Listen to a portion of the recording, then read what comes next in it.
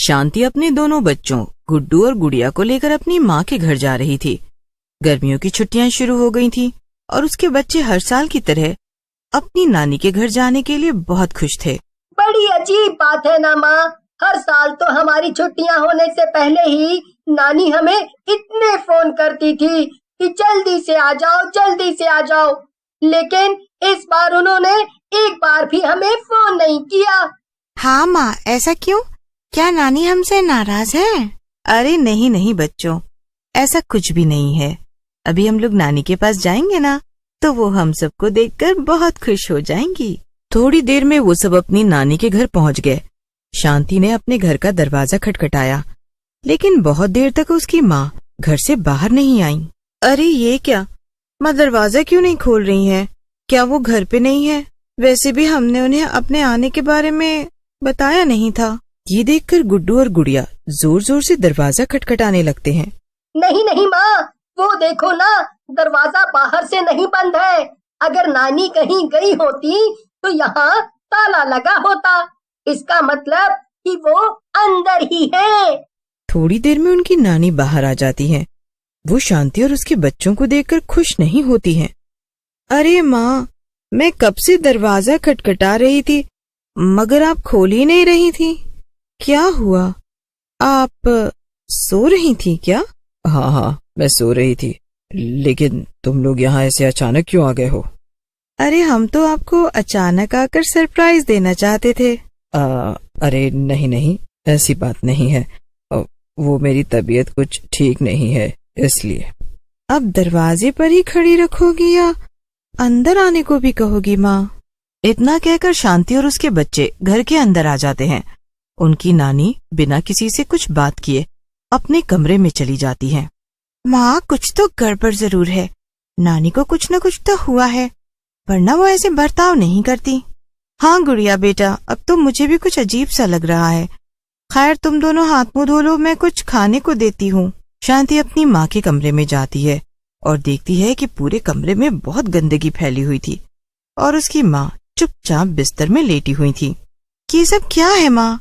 आप तो कभी भी कमरे को इतना गंदा नहीं रखती थी, तो फिर ये अचानक से आपने इतनी गंदगी क्यों फैला रखी है? अरे मेरा घर है, मैं इसे जैसे चाहे रखूं, इससे तुझे क्या? ये क्या माँ, मैं इतने दिनों बाद आई हूँ और आप मुझसे ऐसे बातें कर रही हैं। देखो मेरी तबीयत कुछ ठीक नहीं है, अब तुम यहाँ से जाओ, बाद में आना। तो माँ आपने कुछ खाना नहीं बनाया है क्या? क्यों, तूने मुझे आने से पहले बताया था क्या, जो मैं तेरे लिए 56 भोग बना के रखती? जा यहाँ से, मैंने कुछ नहीं बनाया है।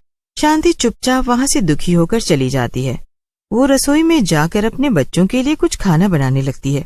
न जाने माँ को क्या हो गया है, पहले तो उन्होंने कभी भी मुझसे ऐसे बात नहीं की।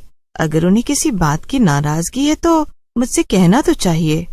ऐसे नाराज रहकर भला क्या मिलेगा? शांति खुद से ही बातें कर रही थी कि तभी उसे गुड्डू और गुड़िया के रोने की आवाज आती है।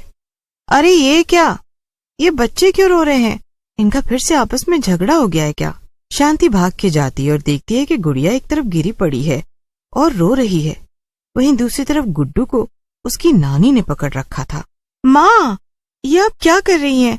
शांति जाकर गुड्डू को बचा लेती है।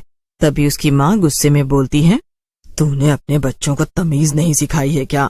मैंने इनको साफ साफ मना किया था कि कुछ भी हो जाए ये ऊपर मेरे कमरे में ना आए, लेकिन इन्होंने मेरी बात नहीं मानी। अरे माँ, तो वो तो बच्चे ही है ना, उनसे गलती हो गई, आप उन्हें ऐसे मार क्यों रही हैं? लेकिन मुझसे जबान मत लड़ा, ये मेरा घर है और जो मैं कहूंगी वो ही सबको मानना होगा। इसलिए अब अगर किसी ने भी मेरा कहा नहीं माना तो उसकी खैर नहीं। इतना कहकर शांति की माँ गुस्से में वापस अपने कमरे में चली गई। शांति और उसके बच्चे ये सब देखकर बहुत परेशान थे। माँ, मुझे यहाँ नहीं रहना है, चलो हम वापस अपने घर चलते हैं। हाँ माँ, यहाँ से चलो। नहीं बच्चों, ऐसे नहीं बोलते। नानी माँ तुम दोनों से बहुत प्यार करती है ना, तो क्या वो तुम पे थोड़ा सा गुस्सा भी नहीं कर सकती? नहीं माँ, वो हमारी नानी माँ। ये तुम क्या कह रहे हो गुड्डू? गुड्डू की बात सुनकर शांति दंग रह जाती है। बेटा, मुझे भी कुछ समझ नहीं आ रहा कि तुम ये क्या कह रहे हो, जरा ठीक से तो समझाओ। माँ, मैं और गुड़िया खेल रहे थे और खेलते खेलते हमारी बॉल नानी के कमरे में चली गई थी। जब हम उसे लेने गए तो हमने देखा कि नानी के कमरे में एकदम अंधेरा था। फिर गुड़िया ने कमरे की लाइट जला दी और नानी वहाँ नहीं थी।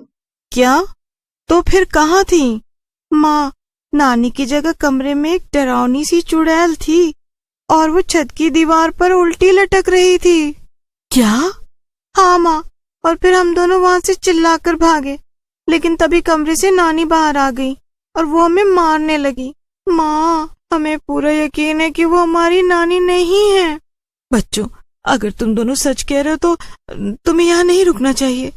यहीं पास में तुम्हारी बरखा आंटी का घर है ना, मैं तुम दोनों को वहाँ छोड़ाती हूँ। फिर मैं बरखा आंटी के साथ यहाँ कर देखूंगी कि आखिर मामला क्या है। ठीक है माँ, लेकिन आप भी अपना ध्यान रखना। बरखा शांति के बचपन की दोस्त थी और वो उसके घर के पास में ही रहती थी।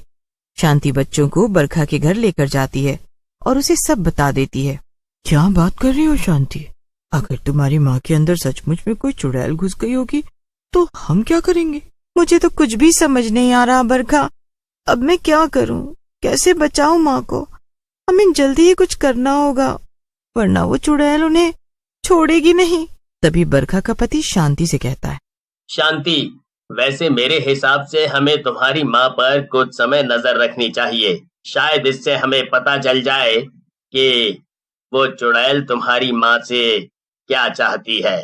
ऐसे हम वहाँ सीधे जाएंगे तो चुड़ैल हमें देख लेगी और हमें पता भी नहीं चल पाएगा कि वो क्या चाहती है। ठीक है, फिर चलो चलते हैं। बरखा, तुझे याद है ना कि मेरे घर के पीछे में खुफिया दरवाजा है जिससे हम आसानी से घर के अंदर जा सकते हैं और माँ को पता भी नहीं चलेगा? हाँ, याद है ना, जब भी हम देर तक पार्टी करके घर लौटते थे तब तो उसी दरवाजे से अंदर जाती थी ताकि आंटी को पता ना चल सके। हाँ, अब जल्दी से चलते हैं बरखा। ये हंसी मजाक करने का वक्त नहीं है। मुझे माँ की बहुत चिंता हो रही है, उनकी जान खतरे में है। शांति और बरखा शांति के घर चले जाते हैं। शांति फुसफुसाते हुए बरखा से कहती है, चलो बरखा, ऊपर चलते हैं माँ के कमरे में। हाँ, ठीक है, चलो, मगर बिल्कुल भी शोर मत करना। हमें चुपचाप जाकर पता करना पड़ेगा कि आखिर वहाँ हो क्या रहा है। वो दोनों अपनी माँ के कमरे तक पहुँचती हैं और तभी उन्हें कुछ आवाजें सुनाई देती हैं। एक आवाज काफी डरावनी थी और दूसरी आवाज शांति की माँ की थी। तुम्हें तो मेरा शरीर चाहिए था ना, तो ले लो, मगर तुम मेरे बच्चों को नहीं मार सकती। तुम बार बार उन्हें क्यों नुकसान पहुंचा रही हो? आखिर ये करके तुम्हें क्या मिल रहा है?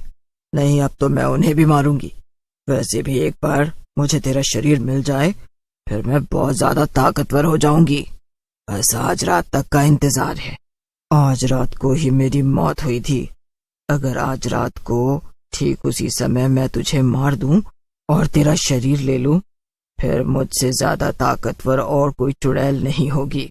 जैसे ही शांति ये सुनती है, वो दरवाजा खोलकर अंदर पहुंच जाती है और अपनी माँ को रोक लेती है। नहीं माँ, तुम खुद को नहीं मार सकती। हम मिलकर इस चुड़ैल से लड़ेंगे, लेकिन तुम खुद को कुछ मत करना। तू और मुझसे लड़ेगी? तेरे जैसे इंसानों को तो मैं एक पल में मसल सकती हूँ। चुड़ैल शांति को हवा में उड़ा देती है, लेकिन तभी पीछे से बरखा का पति आ जाता है। उसके हाथ में एक बड़ा सा डंडा था। वो उस डंडे के सहारे चुड़ैल को जोर जोर से मारने लगता है। थोड़ी ही देर में बरखा का पति चुड़ैल को इतना मारता है कि वो वहां से भाग जाती है। ऐसा करने से शांति और उसकी माँ उस चुड़ैल के चंगुल से आजाद हो जाती हैं। बरखा, अगर तुम और तुम्हारे पति आज नहीं होते तो आखिर मेरी माँ का क्या होता? मैं शायद उन्हें हमेशा हमेशा के लिए खो देती। और तो और ये चुड़ैल मुझे और मेरे बच्चों को भी मारना चाहती थी। तुम्हारा बहुत बहुत धन्यवाद बरखा। और सब कुछ पहले जैसा हो जाता है। गुड्डू और गुड़िया भी अपनी नानी से फिर से मिलकर बहुत खुश थे।